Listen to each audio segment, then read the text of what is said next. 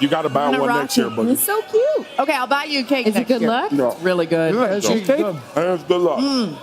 Lord have Man. mercy. All right, listen. But the fact that Let's get back NFL to Live business. has turned into a Food Network show, Listen, Marcus's dream. we love it. All right. Can we do this every week? We got to get back to the game. Hold on. As much as we want to keep eating, but that's what happens here in New Orleans. Let's talk about Travis I want to do Kelce this every week, though. and how important he is to this Chiefs offense. Travis Kelce has continued to be clutch in so many big moments. We know what he's done in the postseason. We know how important he is to Patrick Mahomes. Here he is this week talking about facing this great Phillies defense. This is going to be the best defense we play all year. They play so well together. They're secondary. You can tell they're all on the same page. They all understand their rules. You know, a lot of zone coverage, but when it comes down to playing man, they're very physical. So it's going to be our biggest challenge yet. And I haven't even talked about the D-line yet. Their D-line is one of the best in the league. It's going to be a fun challenge, man. I love going up against the best. It's why I play the game. And sure enough, we got two Goliaths going at it at the Super Bowl, man. You hear people say they love going up against the best, and sometimes you feel like, maybe they're just saying that. I actually firmly believe that Travis Kelce relishes in these moments.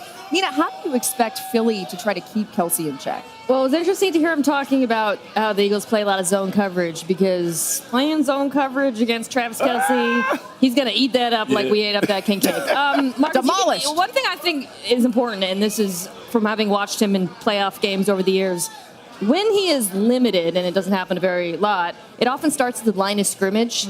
You have to get hands on him. You have to get physical and stop his releases, interrupt some of those timing routes. I think Cooper DeJean is the player who stands out to me as being capable of that. He has the play strength, the physicality, as well as the short area quickness to recover if Travis slips by him. Easier said than done, but it starts early in the play. MK, I love that you brought up play strength, because some of this is about physicality with Travis Kelce. Obviously, we talk about how crafty he is in space and when you're playing man-to-man.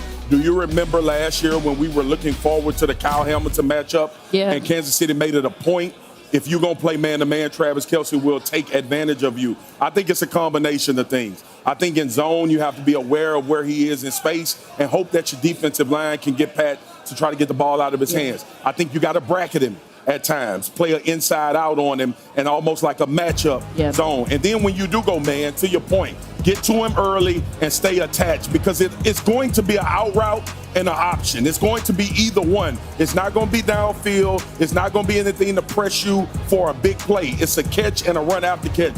I'll be interested to see. I think Cooper DeJean is going to be the guy, but more importantly, make sure Zach Bond gets a bump on him. Yeah. Make sure Oren Burks is in space so he's not a clear path runner throughout your zone. It'll be interesting to see how they play it, but I think the physicality, to your point, needs to be early. With somebody like a Kelce, when you hit him as many times as possible, do we see that actually affect his game? Because he's such a tough physical player himself. No.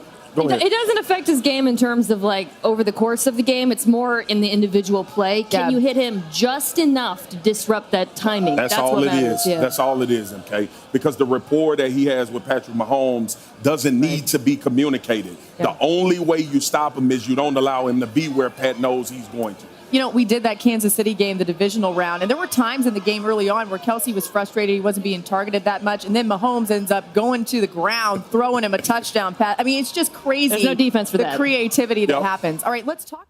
How's it going, everybody? Villa Sports Network here. Just wanted to thank you guys for your support on the channel. Thank you guys for watching the video. Hope you all enjoyed it. Also want to kind of remind you to don't forget to leave a like on the video, subscribe to the channel, and leave a comment on the video if you like as well. But regardless of the fact, thank you again for your support, and hope to see you on the next video.